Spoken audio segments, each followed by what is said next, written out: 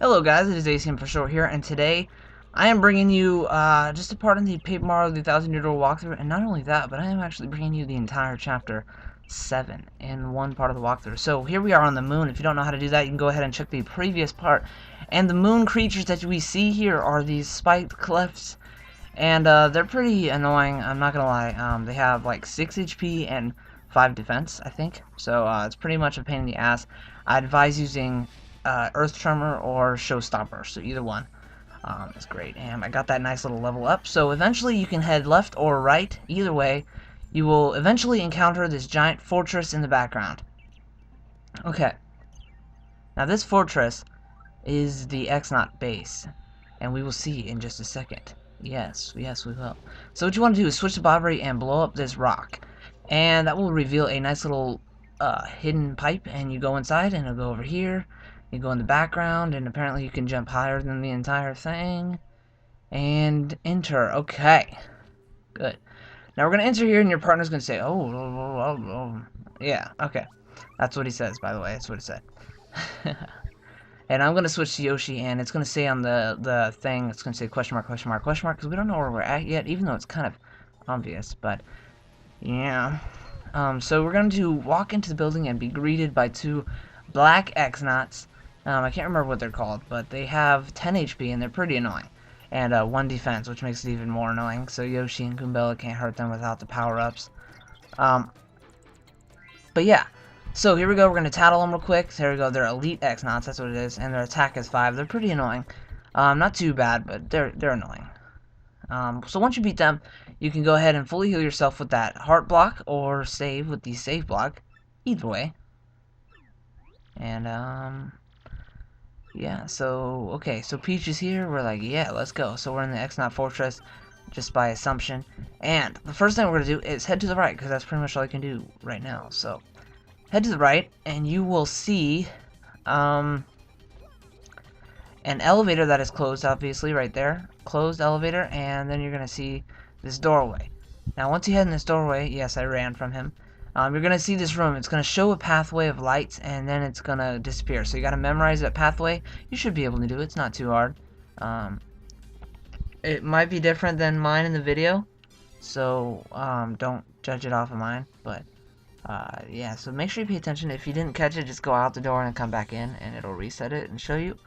That's great. Now, over here, now that we got that key from the thing, you can go ahead and open this elevator using the elevator key that we just unlocked, and now we can go in the elevator.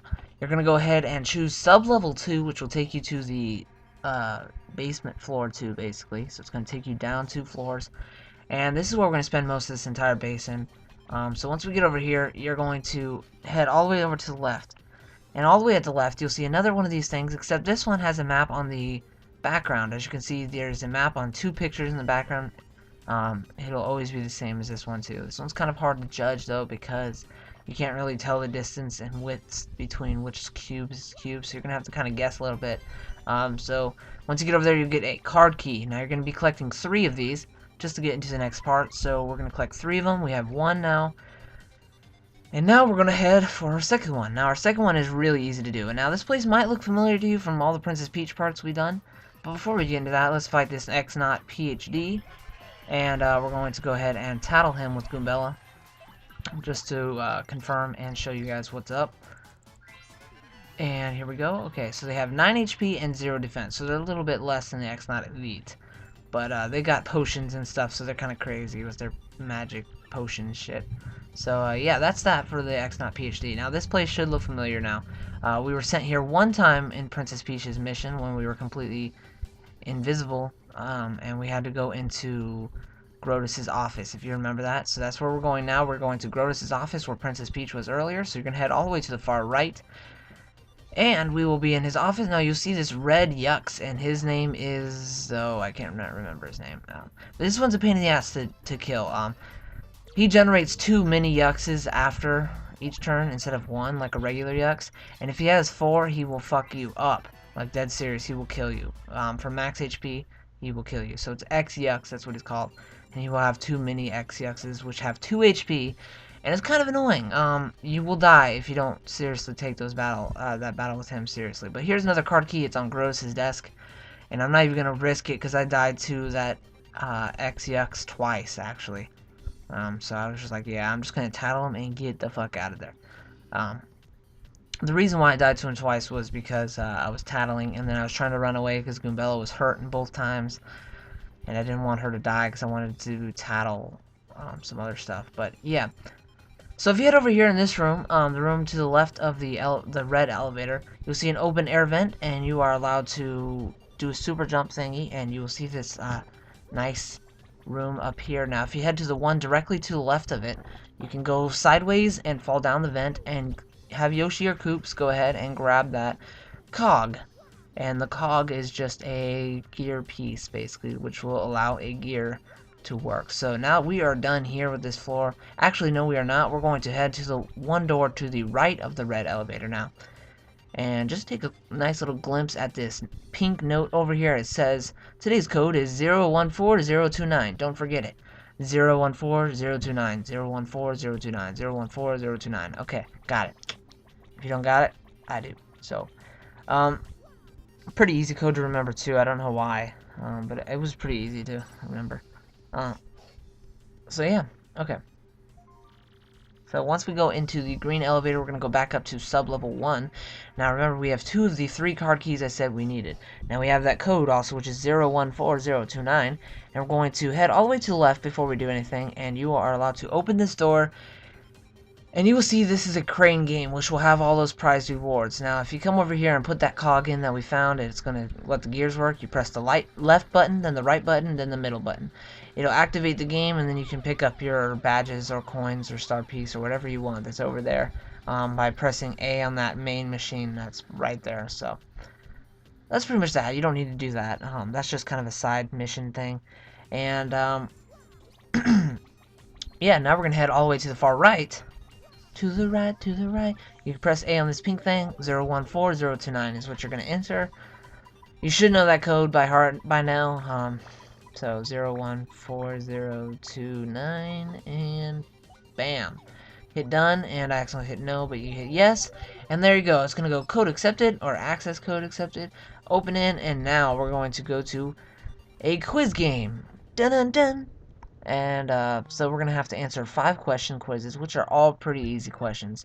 You should be able to know all these. So if you don't, I'm here, and I will tell you all the answers. They are the same answers every single time. So don't worry about that.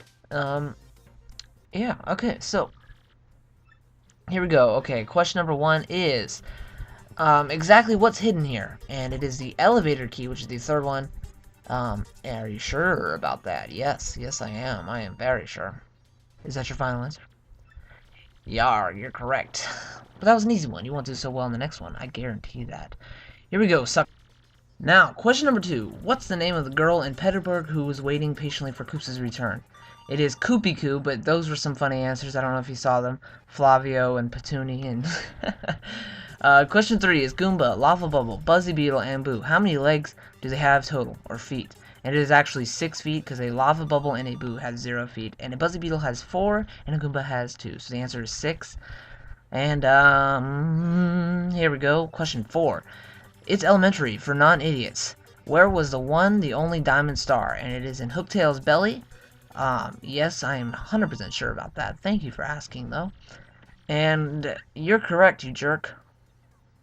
Oh, wow, man, you were so mean. Okay, last question, number 5. And if you get all 5 correct, then you'll get the elevator key, which will allow us to be done. Now, who's the first champion of the Glitzville Arena? And that answer is Prince Mush. I don't know if you remember, but he's the guy version of Jolene, if you remember that. Right when you beat Chapter 3, he came out of this hop of the machine thing. So yeah, that's Prince Mush. And there you go, we win, and we get the elevator key, which will allow us to go to sub-level 3 and sub-level 4. Now, in case you don't know, sub-level 4 is completely irrelevant. You don't even need to visit there. But if you do want to see, you can go ahead and see TEC and Peach's room and all that stuff where Princess Peach was being held earlier. So you can go ahead and see that place as Mario. That's kind of cool. TEC is shut down. I don't know if you guys remember that, unfortunately. Oh, poor TEC. So you go ahead and head to sub-level 3, And we're going to go all the way to the riggedy right.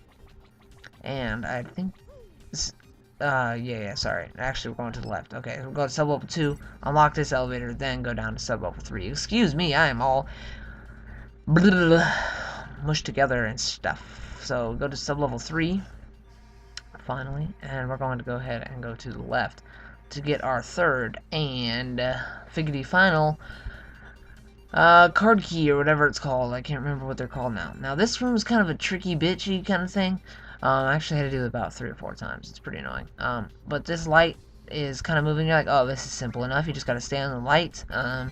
Yeah, it sounds simple, but it kind of gets tricky because it's pixel by pixel rather than just a moving trail. So it does get kind of tricky. At one point, you'll see when you guys do it, if you do it, you'll see like right there it got really tricky, and another time it got really tricky.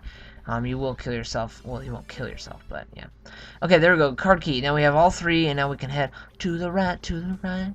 It's funny because I've said that twice this video, and I could have said to the left twice, but I said to the right twice. That's kind of ironic, but okay. I was trying to avoid this X-Naut, but that did not work so well, so I ran away because I'm a fag. And I don't have any flower power or star power or whatever it's called. So you go ahead and insert the card keys. It doesn't matter what colors go where. You just put them all in, and that door will unlock. Now this is the final room before our Chapter 8, or Chapter 7 boss, excuse me. And this room is kind of weird. Intentions were to test your partners, but it's really not that hard. You only have to use 2 of them. And you're going to go ahead and switch to Bobbery and throw him over this wall to hit this blue button. And then you're going to go ahead and switch to Vivian. When this is done, obviously hitting that button will activate this, whatever they're called, conveyor belt things. And then you're going to turn flat, go through here, and it's going to smash against this wall. So you turn into Vivian thingy, and you're going to go under the thing. It's going to take you over here. So now once you're over here, I'm going to go ahead and switch to Yoshi because I love having my Yoshi out. And this part's kind of annoying, and I did fail plenty of times, so I'm going to go ahead and fade it in just a second to show you where you want to go. So you're going to come over here. You don't need to use Yoshi for that, by the way. It's kind of obvious, but you go in the tunnel, and make sure you grab that green mushroom in the background. Now, you're going to head to your far right once you get back there, jumping through gears to gears. I got really annoying because I kept failing. And you're going to go to that main tunnel in the background and come over here. Now, once you jump on this, you have to turn into a paper airplane.